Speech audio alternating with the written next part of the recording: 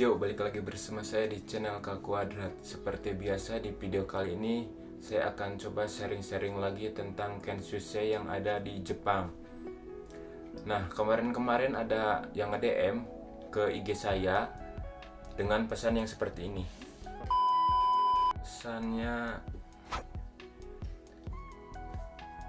Pesannya seperti ini.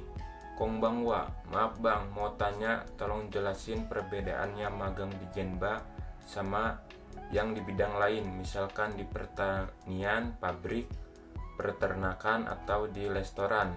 Saya tahunya di pengolahan makanan, nggak tahu termasuk di restoran atau bukan.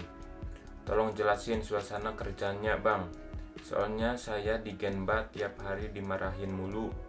Saya kerja di scaffolding yang ngerakit besi buat di pinggir rumah yang mau dicat. Saya berdua sama satu orang Jepangnya. Nah, tolong jelasin bang suasana pekerjaan di bidang yang saya sudah sebutin tadi di awal. Apakah kerjanya banyak orang luarnya? Apakah banyak orang Jepangnya? Terus apakah kerjanya jetai? Itu aja doang. Soalnya saya di Genba beda rumah, beda rakitan besinya. Ini yang bikin saya kesusahan. Soalnya pemikiran orang berbeda-beda. Saya punya pemikiran saya sendiri, terus orang Jepangnya punya pemikiran sendiri, jadi kena marah terus. Terus apakah kerjaan yang saya sebutin di atas itu banyak komunikasinya? Saya buruk bahasa Jepangnya. Nah, tolong bang dijawab atau dibikin video. Tolong, saya nanya serius, semoga dijawab. Nah, jadi ada seseorang yang nge-DM ke saya di Instagram dengan pesan seperti itu. Jadi intinya dia pengen tahu lebih gambaran tentang yang dia pengen, misalkan tadi di pertanian, pabrik, terus di peternakan, sama di restoran. Terus yang dia tanya itu tentang komunikasi ya. Di tiap-tiap job itu, job yang tadi disebutkan apakah banyak komunikasinya? Enggak. Dia pengen tahu tentang itu. Nah, jadi dia kan tadi di scaffolding. Itu barangkali kalian nggak tahu, di scaffolding itu kerjanya kayak ngerakit besi. Jadi sebelum rumah berdiri itu kan di pinggiran rumah suka dikasih tiang-tiang besi buat naiknya kayak gitu. Nah, jadi dia kerjanya ngerakit besi kayak itu. Saya juga nggak begitu tahu kerjaannya persis kayak gimana gitu. Saya coba gambarkan sedikit aja yang saya tahu tentang scaffolding. Intinya scaffolding itu kerjanya ngerakit besi gitu untuk membangun rumah. Nah, yang saya tahu di scaffolding itu di sini ya, pas datang ke sini, scaffolding itu bahasanya kasar-kasar, jadi kalian jangan kaget. Sedangkan di Indonesia itu belajar bahasa Jepang itu dikasih yang halus-halus, dipelajari yang dasar-dasar, yang sopan-sopan gitu. Tapi pas kerja di scaffolding di sini di Jepang, kalian kerja ke sini datang, pasti bahasanya sangat begitu berbedanya jauh, dari yang halus ke yang kasar, yang sangat kasar. Dan yang saya tahu juga di scaffolding itu emang ya banyak yang sering cerita gitu ya. Intinya di scaffolding itu bahasanya kasar-kasar, jadi jangan dibuat ke hati. Intinya bawa santai aja lah, keluarin gitu. Kalau didengar ada omongan-omongan, langsung buang aja, jangan dimasukin ke hati. Soalnya emang bahasanya juga kasar sehari-harinya. Nah, dia pengen tahu gambaran dari pertanian, pabrik, terus di peternakan, dan di restoran. Nah, mungkin saya nggak begitu banyak tahu tentang hal itu, tapi saya akan sedikit jelaskan dan gambarkan tentang yang empat job itu. Dulu kan saya pernah di pabrik, jadi ada pengalaman, dan sekarang ada di pertanian. Jadi bisa saya jelaskan lebih dalam tentang dua job itu. Dan untuk job peternakan dan restoran, saya jelaskan yang saya tahu doang, nggak begitu mencakup ke dalam. Intinya gambarannya doang. Nah, kita langsung masuk ke pertanian. Di pertanian kan itu saya udah jelaskan kerjaannya seperti apa, sudah dibuatkan video kerjaan kan selesai dan seperti apa, seperti ini, nyabutin rumput, terus bersih-bersih, terus nanam, kayak terus panen dan lain-lain. Terus masalah bahasa di pertanian, bahasa juga kan sangat penting gitu untuk komunikasi.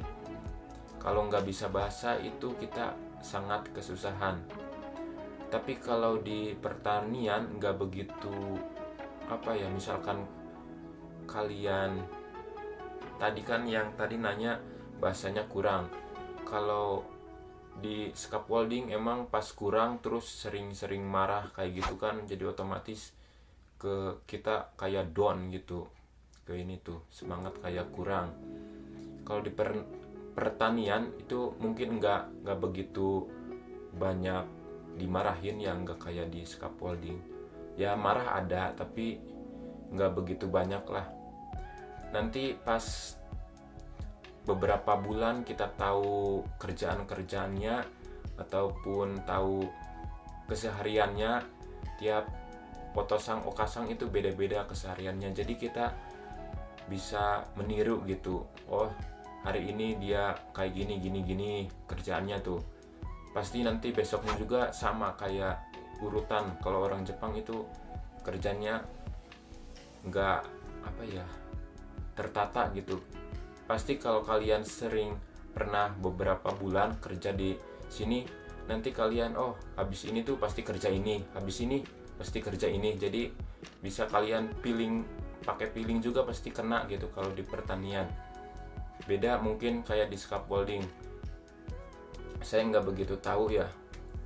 Dan kita langsung masuk ke pabrik. Nah, di pabrik mungkin kerjanya itu doang, pasti bosan gitu.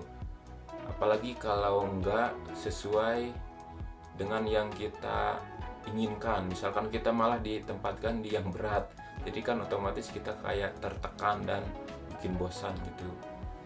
Nah, itu resikonya. Sama untuk bahasa, mungkin di job pabrik nggak begitu banyak ngomong ya, soalnya pas kerja jam 8 apa jam 9 mulainya, pas tank kerja mungkin kita ngerakit apa gitu, jadi nggak banyak komunikasi. Mungkin komunikasinya pas istirahat, pas mau pulang, apa waktu senggang lah. Tapi ya balik lagi, intinya itu untuk bahasa itu sangat penting lah, jangan disepelekan. Nanti kalau nggak bisa, nanti repot diri sendiri, buat kalian ditanggung gitu. Dan untuk peternakan, saya coba sedikit kasih gambaran ya, mungkin bisa bermanfaat juga. Nah, untuk di peternakan menurut saya sama seperti halnya di pertanian. Dari posisi tempatnya, di pertanian kan di desa, terus di peternakan juga pasti juga di desa, nggak mungkin di kota kalau di peternakan. Jadi lingkungannya ya terpencil lah, sama seperti di pertanian. Kemudian kesehariannya, kerjaannya juga pasti itu-itu aja. Kalau misalkan peternakan ayam, ya ngurusin ayam kesehariannya, ngasih makan, ngasih minumnya, terus ngebersihin kandang. Terus kalau misalkan ayamnya bertelur, misalkan telurnya dikemanain gitu, dipisahin kemana-kemana. Ya kerjanya pasti itu-itu aja. Nanti lama-kelamaan 3 bulan atau 4 bulan tahu kesehariannya. Terus tadi yang di restoran. Nah, untuk yang di restoran ini mungkin kayak kebalik dengan yang di pabrik. Kalau di pabrik kerja normal biasa, terus kan ada libur. Di sini ada Golden Week, hari libur besar gitu. Ada 1 mingguan. Nah, kalau yang kerja di pabrik libur, kalau yang di restoran itu lagi sibuk-sibuknya. Jadi kayak kebalik, ada waktunya gitu. Kalau di pabrik hari libur Golden Week, libur pada libur kerja. Kalau yang di restoran, yang kerjaan di restoran ini pasti masuk kerja, soalnya lagi sibuk-sibuknya. Itu pas hari-hari besar lah, hari-hari libur nasional. Nah, untuk masalah makanan di ini juga di restoran itu pasti ada menu-menu apa ya, kayak tiap musim itu pasti beda-beda. Misalkan di musim dingin menunya kebanyakan ini. Kalau di musim dingin kan pasti banyak kerang tiram menunya tuh. Terus di musim panas beda lagi. Musim panas mungkin kayak daging belut. Dan di restoran mungkin bahasa juga kan harus bisa gitu.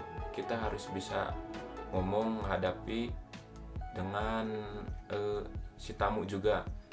Jangan sampai bikin kesalahan. Nanti kalau bikin kesalahan nanti kan urusannya mungkin besar ya, ngaruh ke nama restorannya juga. Kalau kerjaan kita banyak salahnya, ya ada juga sedikit dengar ada yang bisa dipukul pakai benda tumpul. Tapi kan kita sebagai kensusei, walaupun ada pelecehan gitu, misalkan kita dipukul sampai dipukul kayak gimana, kita kan kesini ada undang-undangnya. Jadi yang